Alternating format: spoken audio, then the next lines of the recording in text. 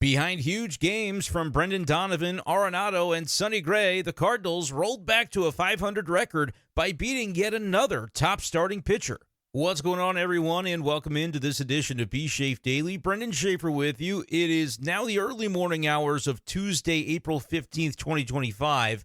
Happy tax day, everybody. It's after midnight after the Cardinals win on Monday night over the Astros, 8-3, the final score from Busch Stadium. The Cardinals with another really complete effort, folks. I've got to be honest with you. I thought Sunday's game was sound, was complete, top to bottom, and you could say really the same thing about everything that happened Monday, with the exception of Roddery Munoz getting into a bit of trouble in the ninth inning, gives up a home run, so you lose the shutout there. But this game otherwise, top to bottom, was another strong one from the St. Louis Cardinals. We'll talk tonight about the starting pitching outing as Sonny Gray continues to roll things over for the rotation that has suddenly looked a lot different than the way it felt in the second week of the season. Offensively, the Cardinals had it going against another really talented pitcher tonight. Framber Valdez is no joke.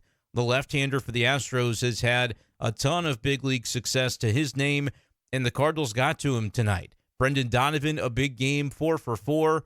And he now leads Major League Baseball in hits with one of the highest batting averages as well, leading the National League, hitting over 390. Nola and Arenado back up over 300 with his batting average, and he's got the power to boot. 3 for 4, all extra base hits tonight for Nola and Arenado, including the Cardinals' only home run of the game. To score 8 runs and to put up runs in 4 separate innings, the way the Cardinal lineup did tonight, and only do it with the strength of 1 home run, which was Arenado's after the game had really already been decided. His home run made it 8-0 instead of 7-0, but it was cool to see the fireworks go off at Busch Stadium, and the Cardinals continue to roll as they now have a 500 record, back to an even Steven 8-8 on the season. Of course, still a long way to go when it comes to the NL Central with where the Cubs are at this point in time, but the Padres got it done on Monday night against the Cubs, 10-4. So the Cardinals do pick up a game in the division standings. St. Louis now down by a 1.5 games. Tonight on b-schaeff Daily, we'll hear from the Cardinal clubhouse as we give you some audio, because I was down there covering this game, which is why it's so late to be recorded and therefore to post. So hopefully nobody's out there just waiting for it in the wee hours of Monday morning. But the reporters at Busch Stadium got a chance to hear from Arenado tonight, from Sonny Gray, and Oliver Marmol as well. So all of that coming up on tonight's episode of b-schaeff Daily. Make sure you guys are subscribed if you like the Cardinals content we bring you, and it's pretty much on a daily basis. We've got it really rolling right now on b-schaeff Daily. Do me a favor, hit that subscribe button, hit like on this video, and throw your comment below with your thoughts on the St. Louis Cardinals and where things stand right now. And, you know, it's going to be a transition year, but the Cardinals still showing some moxie and some fight with the way that they're playing here in the month of April and getting back to a 500 record. We'll obviously see where they go from there. I feel as though starting pitching is just going to be the prerequisite. You've got to have good starting pitching, and you're going to go about as far as that group will take you. I have made the claim, though, that I don't think the Cardinals have to have an elite starting pitching staff. I think that just needs to be kind of middle of the road. Don't get beat up too often. Make sure you're getting deep enough to spare your bullpen more often than not, and you'll end up, I think, in a lot of ball games because of what this offense can do. And talking about the offense tonight, it was Oliver Marmol at the postgame podium feeling really good, obviously, about the way his team is going. And I think it starts and ends with Nola and Arenado. Kind of interesting, the fact that they did play the Astros tonight. This was the team that if the Astros had their way, you know, Arenado would be a member of. He was in line to be traded to the Houston Astros until he blocked that deal using his no-trade clause. So, of course, he gets his first crack at that team and says, yeah, I've got a little bit of a chip on my shoulder. Well, he didn't say that, but his play certainly did, with a couple of doubles and a home run tonight and a 3 for 4 endeavor. I feel like this was inevitable for Arenado. You know, you kind of spurn the Houston Astros in the offseason. You put the Cardinals in a bad spot because at the time they really wanted to trade you to sort of accomplish some of the offseason goals that they had. But looking back on that, folks, how stupid did all of that feel? I mean, completely silly, right? That the Cardinals spent the entire offseason, and we talked about it ad nauseum of, can they trade Arenado? Can they just get rid of this guy? When we knew what was going to happen. It was going to be a bounce-back season. It was going to be motivation for Arenado to do more than he did last year, regardless of where he ended up. And it just seems a lot got kind of lost in the shuffle with the order of operations and thinking about this 2025 team. Front office said, hey, we want to cut payroll and we want to trade one of our big contracts. So everybody kind of jumped on board and said, okay, if that's what you say you're going to do, at least go out and accomplish that, right? Well, when they didn't, it ends up being, I think at this point we can already say, a blessing in disguise for where the St. Louis Cardinals are right now. Where would they be without Nolan Arenado? We spent a lot of time at the beginning of the season talking about, well, Arenado here, it blocks Nolan Gorman, and they don't have enough spots for everybody. But as you get into the season, you see inevitably what happens. Guys get hurt. Mason Wynn, Ivan Herrera right now are on the shelf, and so that DH situation, a little less crowded. You find a way to get Nolan Gorman into the field tonight with Brendan Donovan playing shortstop and covering for Mason Wynn during his absence. So all's well that ends well. I mean, it's not well that Mason's hurt or that Ivan Herrera's on the shelf for a little while, but it was inevitable.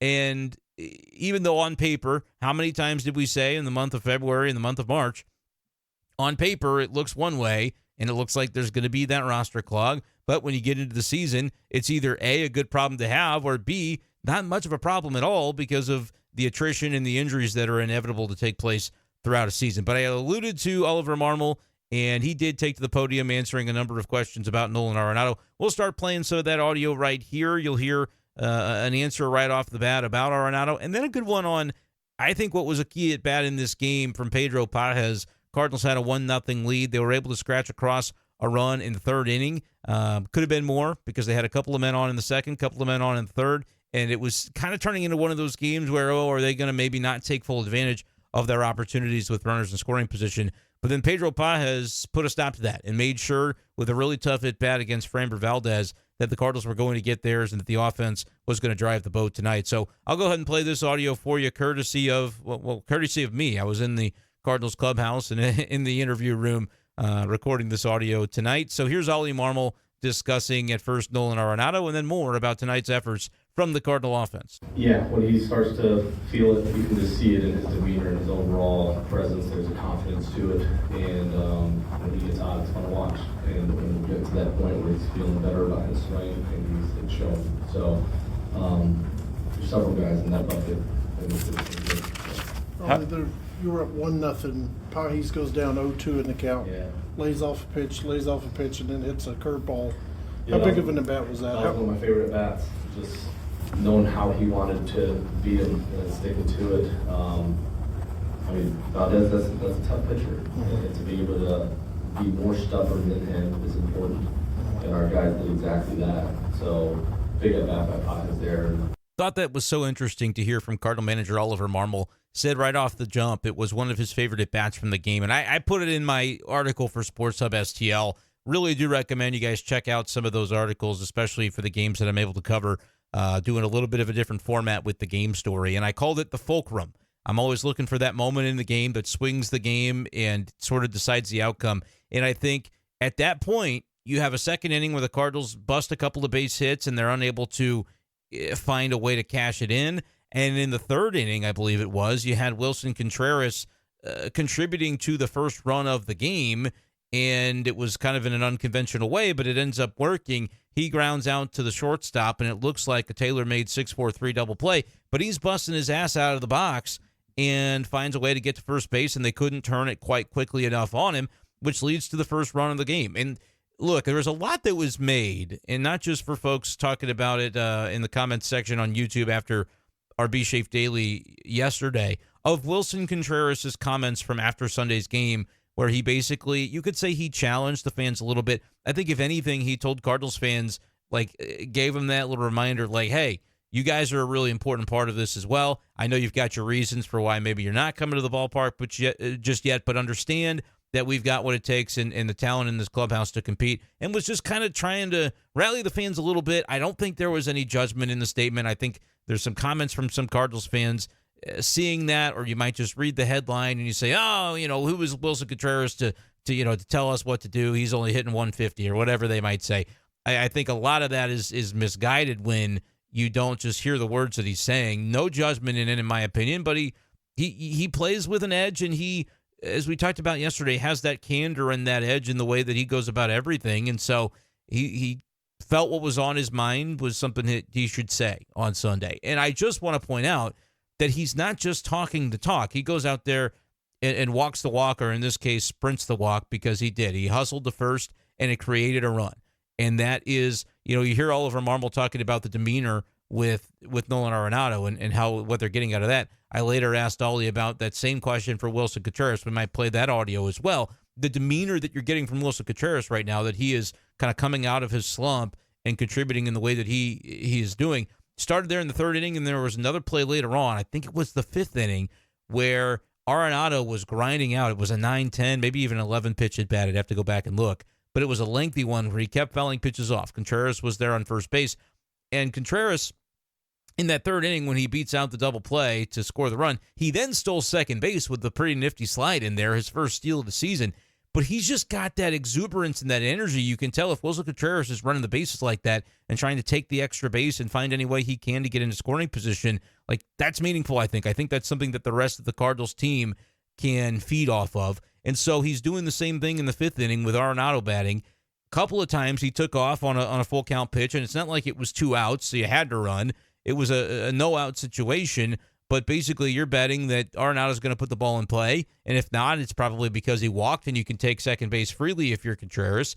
But he was starting and stopping pretty frequently in that at-bat because of the number of foul balls that were accumulating for Arenado. But then, of course, he doubles into left field, into the corner, and I'll tell you what, Pop Warner didn't care one lick about how many times Willson Contreras had to stop and start between first and second base, because when it was time and the left fielder was digging that ball out of the corner, Pop Warner had the windmill rolling for Willson Contreras, who was coming around third base. He had to score all the way from first on that double to left. There was, a throw home, and a play at the plate was avoided because the throw was a little bit offline, and so it careens off the backing, the bricks there, and Arenado was able to take third on the throw.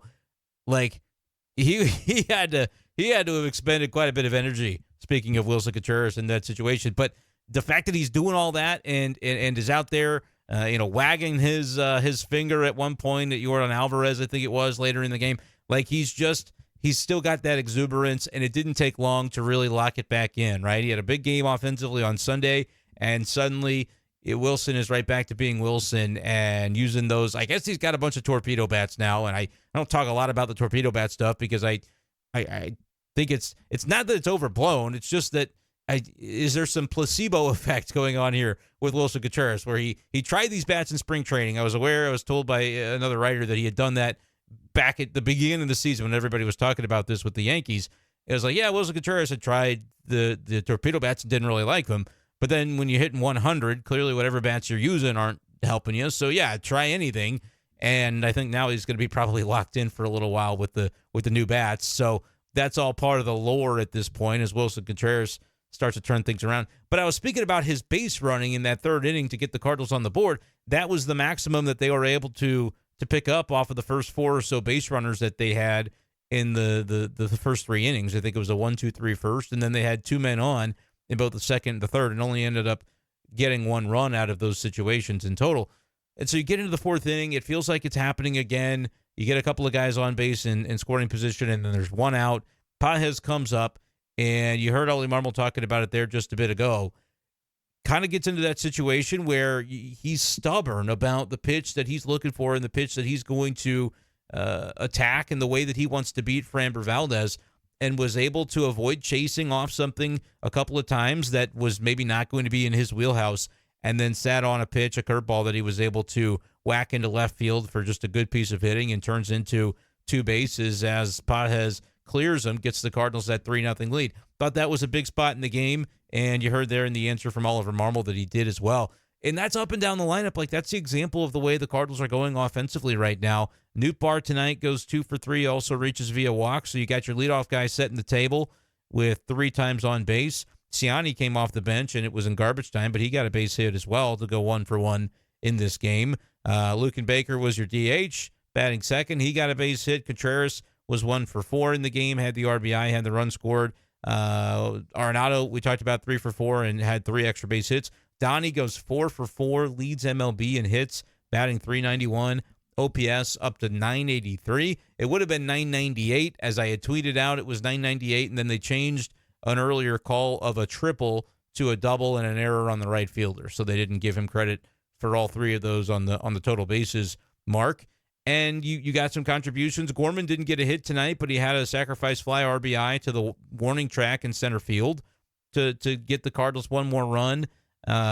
Pedro Paez, we talked about his big moment. Victor Scott's starting to go through it a little bit. You're starting to see him slide at the plate a little bit. But you're talking about 7, 8 of the guys in a given day contributing offensively and finding a way to help the Cardinals push the efforts forward offensively. That seems to be more the norm right now than the exception. That's a standard protocol for the way that the Cardinals are going about it, and they're doing it against some really good pitching.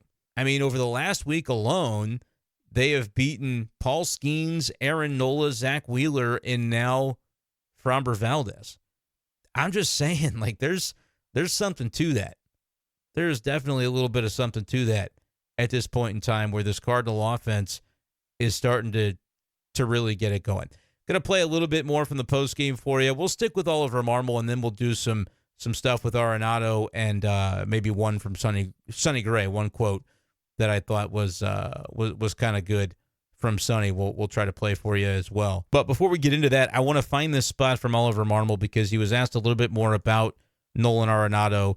And obviously, this was a game and will continue to be a series against, as we mentioned, the Houston Astros, which is, is there a little bit of an extra edge to that he legitimately could have been on that team and is not. He's still in St. Louis. And so kind of curious about that, but a little bit of back and forth as Ollie Marmol was asked about the body language that he kind of talked about, the demeanor where the Cardinals are benefiting from with Nolan Arenado. And then I believe my question regarding Willson Contreras of a similar vein. We'll play that one too. You mentioned Nolan's kind of body language, I guess. Can you elaborate on that? Like what you see? Is it a bounce in his step? Is it how he comes out of the cage? Is it something? What do you see that? It's hard for me to put words to it other than it's there. I can see it. I'm sure you can too. But there's just it starts to feel the swing and know where he's in a good spot. It's just the way that he approaches the batter. Like you can just tell that he's better than whoever's on the mound, and he's done it for a long time. You've talked often about how competitive he is, and he wears his emotions on his sleeve sometimes. Through this whole process, including today playing against the team that tried to trade for him, have you seen him kind of channel all that stuff positively? Is that a good way to describe it?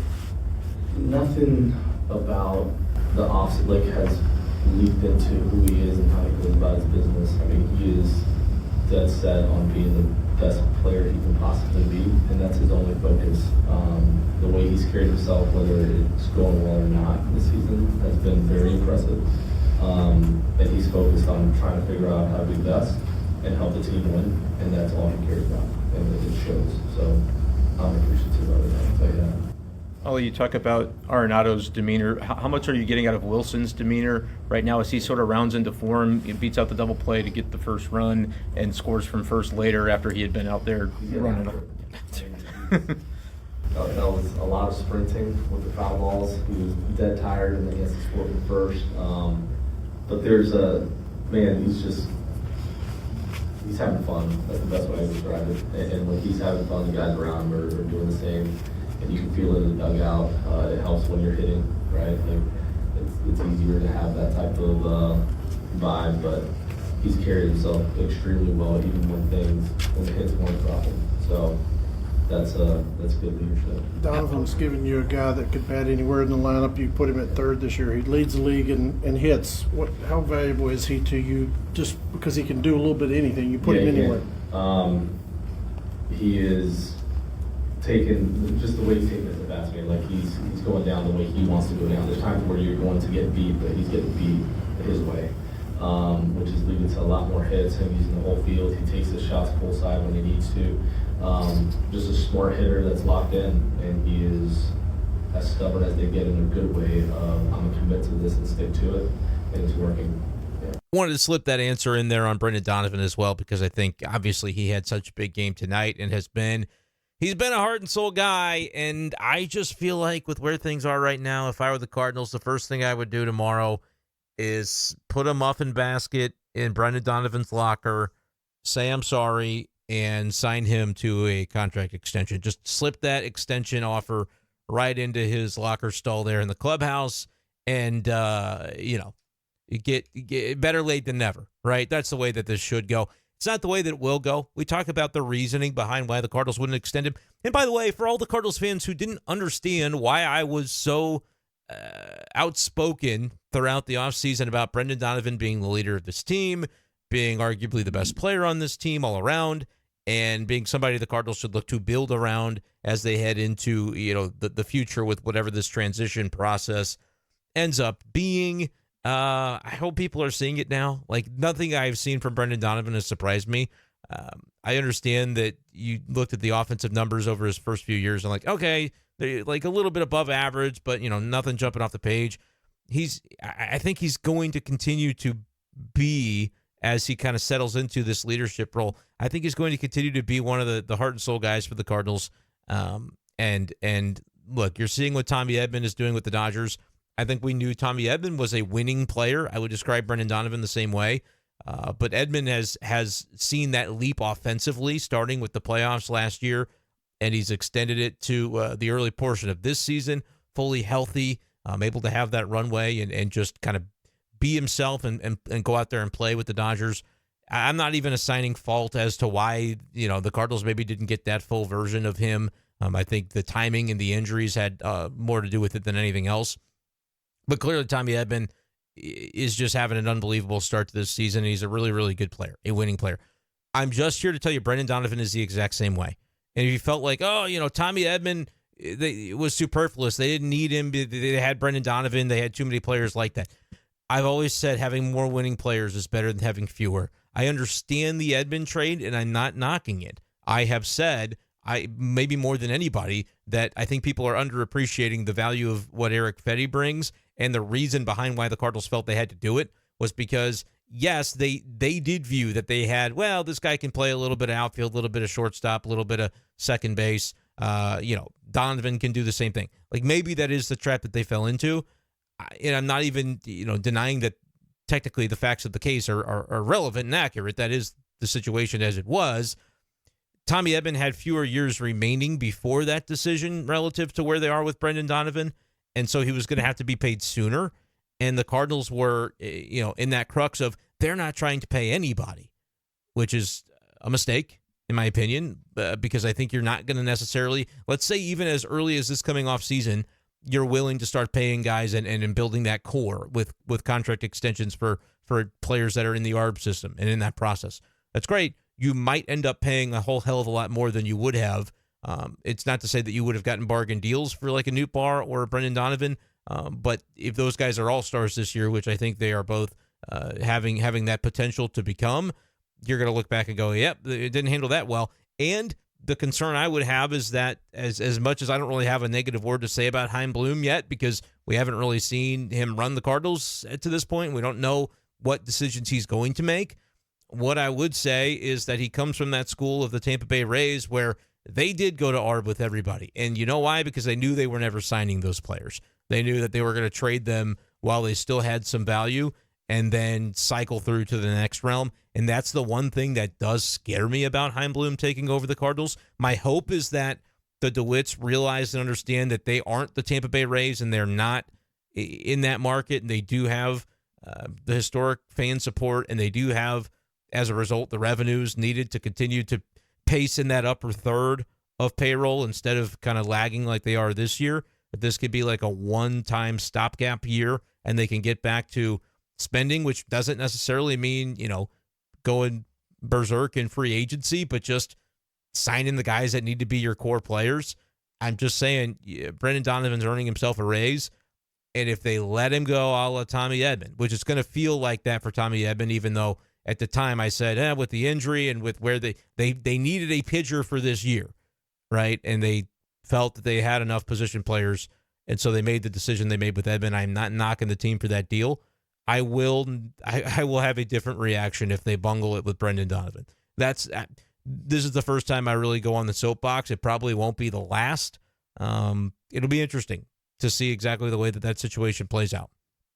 That's all I got for now. But Donovan's the kind of guy you build around, not the kind of guy you trade or that you exercise as an asset and go through your arbitrage process or whatever the case may be.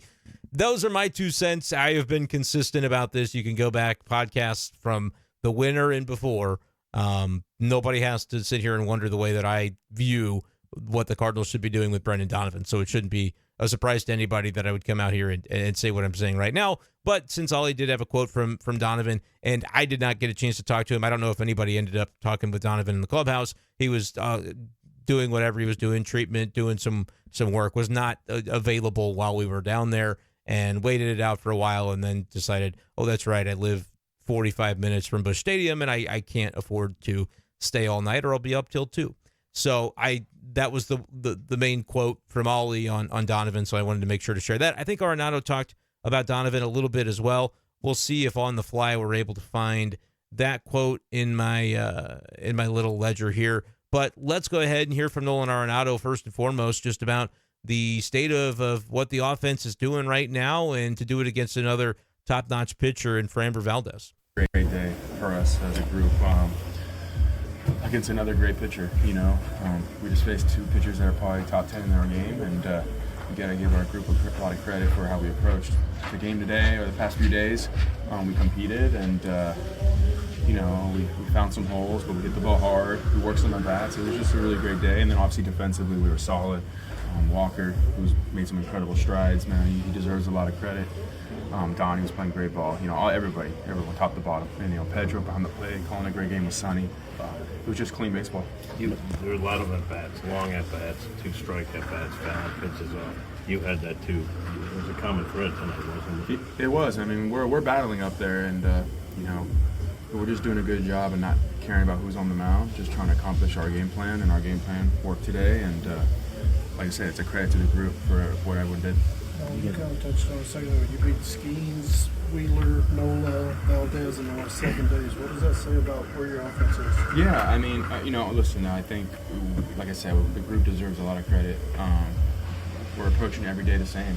We're not too concerned about who's on the mound. We respect them, but we know that if we get pitches over the plate and try not to chase and not expand, we like our chances. What about for you individually? Ollie kind of told us before the game that you kind of were starting to feel it. You could tell in your body language that you felt right. Yeah, today it was one of those just good days, seeing the ball well. We put a lot of work in the cage. Brownie, BA, and Packy. After that second game against Philly, I hit in the cage after the game, and we were talking through some things. So that was it's good to see it come into fruition. But we've been working really hard, and it was a great day. Cardinal third baseman Nola and Arenado after the game in front of his locker talking about just battling and getting into some of those deep counts. It certainly happened for Arenado to be able to work up the pitch count a little bit of Framber Valdez, and I think that probably contributed to why he was able to have some success as it went along. We know Arenado against lefties historically has been a pretty good proposition for the Cardinals, and played out that way tonight. Certainly Valdez, he got roughed up, man. 4 innings is all he could get through, gave up 10 hits, 7 runs, 6 of them were earned, walked a batter, and struck out 3. But the Cardinals deserve a lot of credit for the way that they were able to get after one of they called him one of the top arms in the game, and I think a lot of times you hear that from players after you perform well against somebody, and so, kind of a way to pump their tires a little bit. It's like, yeah, we got to him tonight, but he's really good. Look at it. I mean, the Framber Valdez numbers over the course of time, he's one of the top pitchers in the game. He had a 2.91 ERA last year, 3.45 the year before, was an all-star, 2.82 ERA in 2022. He was an all-star, 3.14 the year before that. I mean, and he was a 2.5 this season in 3 starts before tonight. That's 5 years in a row since COVID, 5 full seasons since he's really he kind of developed into a full starter in the COVID year, and then obviously got to see a full version of that in the years that have followed. He's a lifetime 3.29 ERA. Framber Valdez, really, really good arm. 32 years old or 31 years old. Let me check on the age for him. 31 years old. He'll turn 32 in November. He is. He's one of the best pitchers in baseball when you look at the track record over the past handful of seasons in that Astros rotation. So it's always funny for me to think back because I think I've told this story before, but in 2019, trying to think here, it would have had to have been 2019. I lived in Georgetown, Texas, was still writing about the Cardinals, but from afar. So that 2019 season, I was covering some road games, didn't really cover any home games at Busch Stadium, covered the playoffs, went to Atlanta, went to Washington, D.C. for that series. I always thank the Cardinals for getting swept right away so that I could have a full day in D.C. to just explore as a tourist, is what the gift that they gave me by having a rough time in D.C. against the Nationals with that, was that like Gerardo Parra and the Baby Shark and everything. That was kind of cool. Anyway, that year I was kind of, from a distance following and covering the Cardinals, but because I was in Georgetown, Texas, just down the street was Round Rock, Texas, where at the time, AAA Astros team played. And so you had Carlos Correa there on a rehab, talked to Aledmys Diaz. Like, I was covering those games sometimes just cause. And so when the Memphis Redbirds came to town, I did that. And Framber Valdez was pitching one of the games, and he got shelled by the AAA team. And all the PR guys that were there in Round Rock were kind of like, yeah, kind of poking fun and talking about how, there goes Framber again. He's just not really cut out for it. And so I had this in my head. I was like, those guys said he's not very good. I didn't know. And then the next year, like COVID year, he's coming up, and or even I think it was later in 2019, he's coming up to the big leagues and shoving for the Astros. I'm like, those guys, I saw a different Framber Valdez, and those guys led me astray, thinking he was no good. But honestly, I think it's the league more than anything. AAA, it's why I don't go too crazy almost no matter what the guy is or what the stats are or what the game log says. I'm not going to decide that somebody stinks because he's getting lit up from time to time in AAA. We do have an update, unfortunately, to talk about. Quinn Matthews on the injured list for AAA Memphis Redbirds. I don't know the extent of it, but I did believe Kareem on Twitter had been talking about his last outing. The velocity was down, and so you're really hoping this is not something serious for Quinn Matthews, but more to come as that information gets out there, but not the update that you want for a guy the Cardinals are very excited about, rightfully so. And my gosh, he's been so durable, so you hope that this is nothing that is going to take him out for too long, but we just don't have a ton of information. If it's out there, I haven't seen it, so feel free to throw it in the comments section and let all the other Cardinals fans know. And once I get a scope on it, we'll talk more in the next episode about that. But for now, I wanted to make sure we cover all of our bases on Monday night's win for the Cardinals, 8-3 over the Astros. We've talked about Donovan ad nauseum. We've talked about Arenado. We've talked about Contreras. Jordan Walker. It was mentioned by Arenado, the defense of Jordan Walker, and I would be remiss if I didn't talk about this. His third inning was unbelievable defensively. Walker made two really good catches in right field, foul territory on both of them. One of them kind of took him into the netting, and I was kind of getting worried, like the Victor Robles play where he really messed up his shoulder pretty bad because he treated the netting like a trampoline. This was like a week or two ago. And the netting has more give than you want it to. It's not going to hold a grown MLB athlete-sized man if you're going full speed into the netting. It's not going to have that tension that you need to have it support your body weight without you going flying into the stands.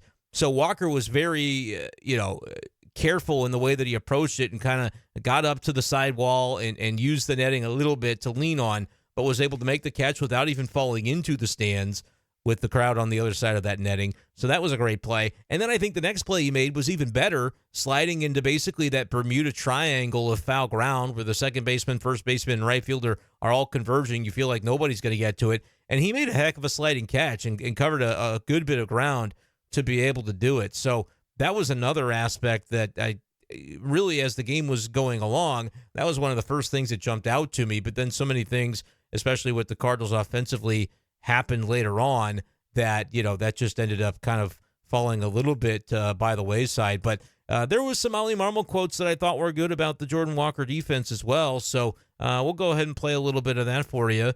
And then we'll make sure to get to Sonny Gray before we get out of here. Yeah, and you can just tell, like, you talk about confidence, you can tell when a player is playing with a lot more confidence. That's what you're seeing out of Jordan. Like, he's carrying himself different. He's going about his, and a lot of that is just, and you're probably just leading to a lot more hits, him using the whole field. He takes the shot. You talk about some of the strides that Jordan's made on defense. Yes. Another night where he different plays where he shows that. Yeah, and you can just tell, like, when you talk about confidence, you can tell when a player is playing with a lot more confidence. That's what you're seeing out of Jordan. Like, he's carrying himself different. He's going about his, and a lot of that is just in your preparation. Like, he is getting after it before that game starts, and then just, he can just be himself and play with some freedom. Once the game started, he's done an incredible job, some nice plays today. I think that was a tough ball to get to, the one to get the slide grab on. He's getting better jumps, his routes are better, and he's just playing the game with a little more, just a little bit more aggressive. So it's been fun watching him continue to develop, and we're seeing a much better version of him both offensively and defensively. What do you make of his range going all the way to center field? Yeah, Vic appreciated that. He said he took more away from him yesterday, so he was going to make sure he took one from Vic. But even that, right? And yeah. More, like, that shows that last year you reported, like, you just had let's Vic take that. Like, you know you're feeling good about yourself when you're messing around and calling the side fielder off and taking the ball, right? So it just shows that he's playing with a little bit more freedom, and that's fun to watch. How much has that work with Jon Jay leading back to the spring has helped establish that confidence? I mean, I'll tell you what, JJ's been incredible. His intentionality behind the work every day, and it's not just setting the work day for these guys to make sure that they're continuing to get better every day, but it's the accountability of when you're not involved in a play, are you in the right spot, and are you doing what you need to be doing? It's relentless, but it's leading to these guys. I mean, you're really expediting that development for these outfielders. So it's been impressive. I know the outfielders appreciate it. I definitely do. He's been an incredible addition. Yeah.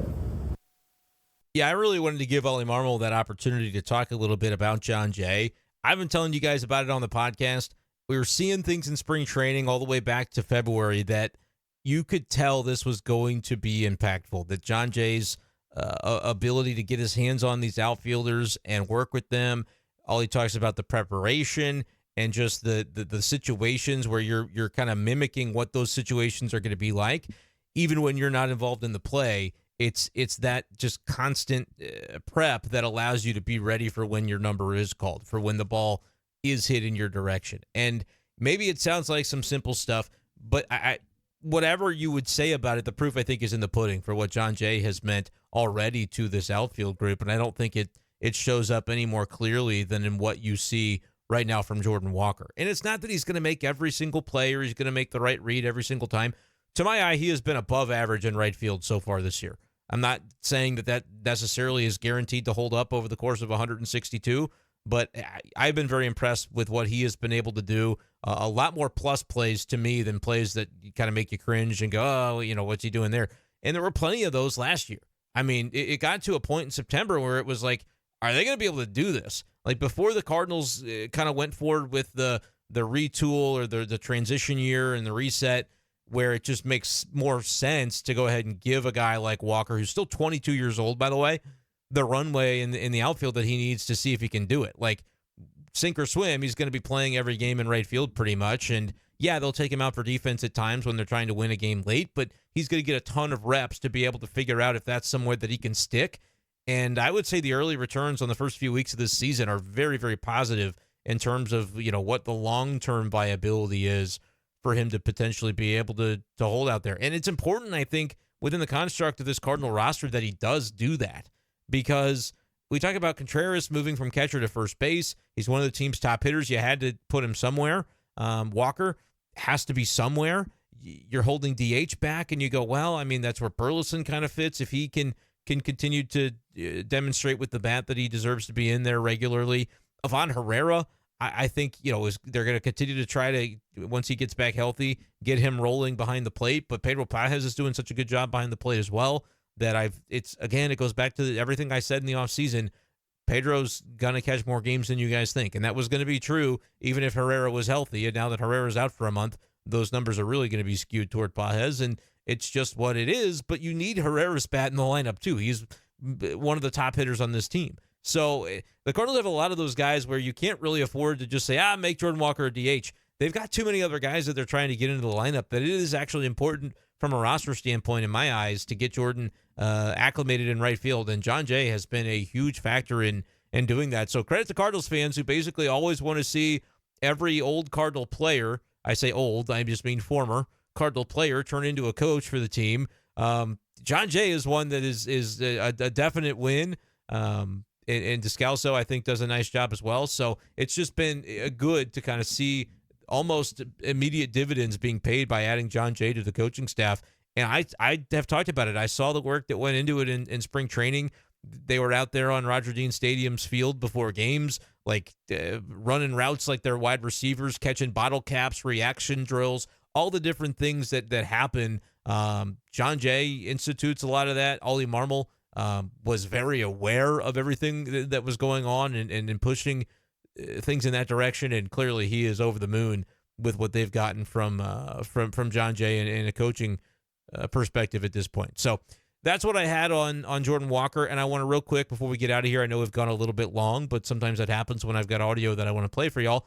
Want to get you the answer from Sonny Gray when I asked him about just getting through the seventh inning, because he goes 92 pitches in this one. I think there was a point in time where they even considered, didn't come up post game, but maybe even going out there for the eighth inning. But that was where the Cardinals started to have another little bit of a rally that they were trying to cook up there in the bottom of the seventh. That's when Arenado had his home run, but then they got somebody else on base, and it was taking long enough that, okay, eventually they started warming up Ryan Fernandez. They weren't going to push it with Sonny. But at 92 pitches, if it had been a quick bottom of the seventh, they might have done so with a big 7-run lead, then turned into 8. So they were, obviously feeling pretty good about where he was, and it's relevant because the last time he came back out for a seventh inning, it didn't end up going nearly as well, and was a little bit funny the way I asked Sonny about his satisfaction to be able to have the outing that he did and finish strong, just like he did throughout the outing, and have that be the case through the full 7. And he kind of, gave me a lesson on what happened a couple of weeks ago. I think it was just his manner of speaking, not a lesson, but he kind of says, hey, if you recall, the last time, here's what happened. So here's the exchange with Sonny Gray. I asked him about that, and he does end up getting the satisfaction that I imagined he did from finishing this one strong and not letting anything get in the way of that. What was the satisfaction for you, Sonny, efficient enough to get through like inning 6, inning 7, and still be strongly at the end of it? Well, I felt good in the 7th going out. That was big for me, because if you remember the last time I had a really good game through 6, I did go out for the 7th and ended up giving up the 4 spot and kind of giving up the lead. So to be able to overcome that, get back out for the 7th, feel comfortable in your own skin, comfortable in your feet to get out there and continue to attack guys. Obviously, it helps the way that our offense was playing and kind of like, but to get over that was, that was nice. That was a nice feeling for sure.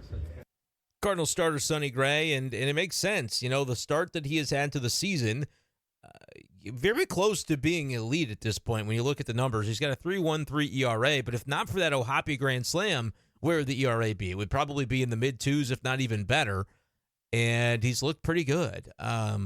The home run ball sometimes does get him. Didn't tonight, though. Didn't give up any runs and was able to set down that Astros lineup for the most part. Gave up, I believe, just 3 hits in this game, going 7 innings, walked only 1.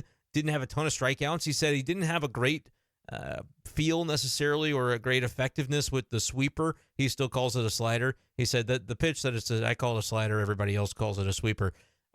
He said he didn't quite have that pitch where he wanted it tonight. He said still got some outs with it, but not the swing and miss that's used to being his kind of put away pitch, especially to get strikeouts. And said against a righty, he struck a guy out on a changeup. I don't know exactly when that moment was, but he said maybe for the first time in his career that he did that. So kind of interesting. It always is with Sonny Gray, but 7 shutout innings gets the ERA down to 3.13. And you think about, a solid opening day outing, but cut a little bit short because of, where he was at heading into the season, just in terms of getting him ramped up, had a little bit of illness, was obviously not strong in the spring. But he tried to tell us, just because I'm not strong in the spring doesn't have any bearing on what it's going to be when we get to the season, in the same way that if you had a great spring, it doesn't necessarily guarantee success when you get to the season. Looking like Sonny was right, because he had a good, solid first outing. The Angels game was a strong 1 through 6, and then Ohapi got him, turned into 5 runs allowed instead of 1 run allowed, just on one swing there with the grand slam. Elevated his numbers in terms of ERA, but then had a shorter outing in Pittsburgh, but a good one, and then another good one here tonight. Obviously his best of the season go 7 innings against the Astros. Astros, we've talked about the lineup, not quite where we're used to seeing it. Guys like Yordan Alvarez, a little bit slow going. They don't have Kyle Tucker anymore. Christian Walker was their big signee when they didn't get Arenado, and he's off to a slow start. So all that's kind of going on, but Sonny Gray said, hey, tonight's not going to be the night for you. Astros are eventually going to break out of it. Cardinals fans are hoping they wait until after Wednesday to make that happen. Sonny Gray ensured it wouldn't happen Monday. So we'll take a look at the rest of this series and see how the Cardinals are able to continue. Good matchup, I think, for the pitching on Tuesday with Eric Fedde against Hunter Brown. So we'll see if the Cardinals can take the series basically in Game 2, and then you set up Steven Matz's debut. I believe that's still the plan for him to, I say debut in the rotation for 2025 for Wednesday afternoon, a game that I do plan to be at as a spectator. Going to take my son. So excited about that. We'll see what ends up happening for the Cardinals as they move along. I'll be back right here on B-Schaeff Daily on Tuesday night. Expect probably a later podcast posting once again because I'll be on the live show for Sports Hub STL after the game on Tuesday. So if you'd like to hear my post-game thoughts immediately without waiting for B-Schaeff Daily, well, make sure you're subscribed over at Sports Hub STL as well. That, though, is going to do it for this edition of the show. Quick reminder, if you enjoy the content, consider a channel membership to help support me and all the content that I do here, making B-Schaeff Daily happen on a daily basis this season. The link to the channel membership is in the video description below, as is the link to the free Discord. Thank you guys so much for listening, and we'll talk to you next time on B-Schaeff Daily. Peace!